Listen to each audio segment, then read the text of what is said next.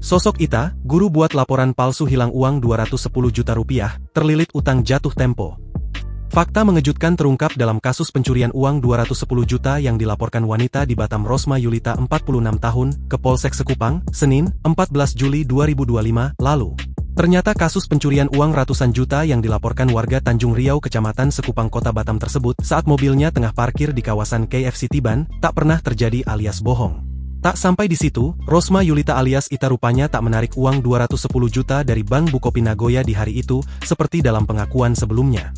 Parahnya lagi, wanita yang berprofesi sebagai guru di Batam itu juga bukan nasabah bank tersebut. Laporan yang dibuatnya ke kantor polisi pada Senin, 14 Juli 2025, lalu ternyata hanyalah rekayasanya.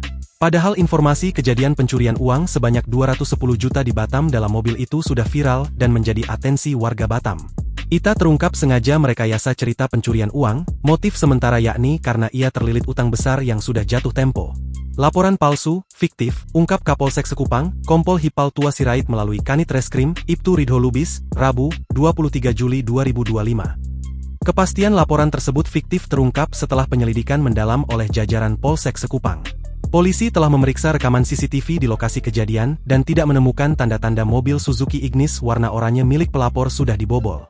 Tak hanya itu, penyidik juga mengecek pengakuan pelapor yang mengaku baru mengambil uang tunai dari Bank Bukopin Nagoya.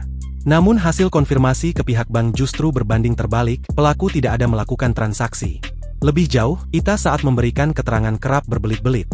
Terbaru, pelapor akhirnya mengakui seluruh laporan yang dibuatnya tersebut hanyalah rekayasa. Yang bersangkutan ini mengaku membuat laporan palsu demi menghindari tekanan dari penagih utang yang sudah menagih pembayaran, bebernya. Akibat perbuatannya, wanita yang diketahui guru SMAN 24 Batam dikenakan sanksi pidana laporan palsu sebagaimana diatur dalam pasal 220 KUHP. Rupanya, sebelum kasus pencurian uang 210 juta yang dilaporkan Ita ini terungkap, pelaku memang sudah menunjukkan gelagat mencurigakan. Di antaranya ia seperti enggan dimintai keterangan oleh polisi atas laporan pencurian uang dan kerap membuat alasan. Pelapor belum bisa memberikan keterangan, alasannya cukup banyak, antar anak, urusan kerja dan lain-lain, kata Ridho. Download Tribun X sekarang, menghadirkan lokal menjadi Indonesia.